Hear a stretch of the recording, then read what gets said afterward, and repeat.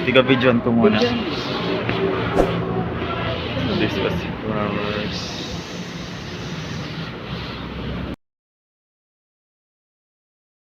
Good afternoon everyone, ladies and gentlemen. My YouTube channel was Showstar. So now I finally here with my mom. We'll go to graduation of my fellow friend from Tiduran. Subscribe. I'm going to wait to prepare for my graduation here at UST for the senior high. I don't know what will gonna happen to be.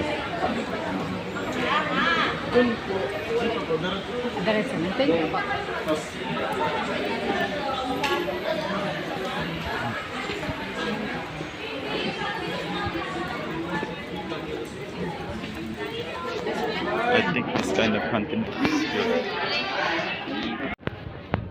So here is at UST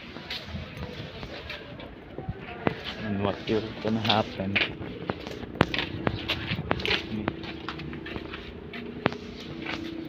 My mom is going to prepare my family relatives who was in there.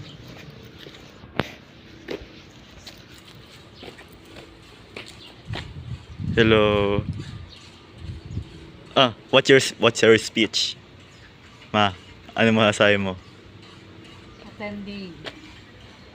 Attending of graduation. Hey. Nice.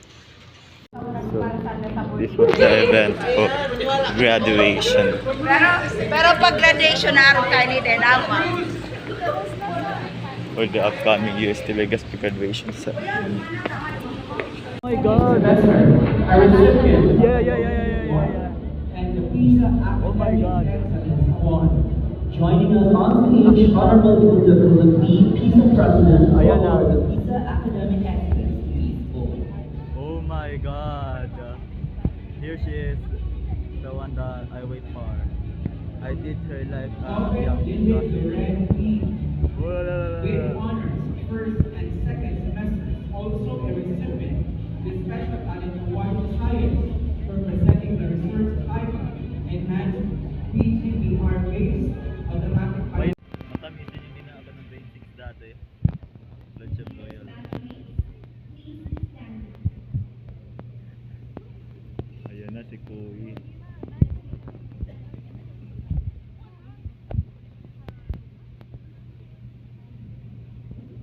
As we recite our pledge of loyalty to the University of Santo Tomas Legazpi, raise your right hand and repeat after me. We, the graduates of the University of Santo Tomas Legazpi, Senior High School Department, Class of 2025 to 2026, do declare our pledge of loyalty to our alma mater, that we will continue to live by the core values and principles of the school, that we will forever treasure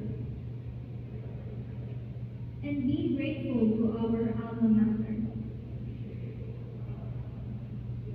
All the ideals we learn will be used as we continue to strive hard to become better members of the community in order to bring honor to our alma mater. So help us God.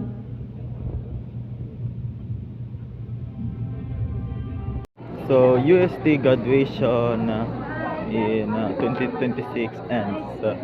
So please don't forget to like, comment, share, and subscribe to my YouTube channel and Showstar, and have a nice day everyone. See you for my next videos. Bye.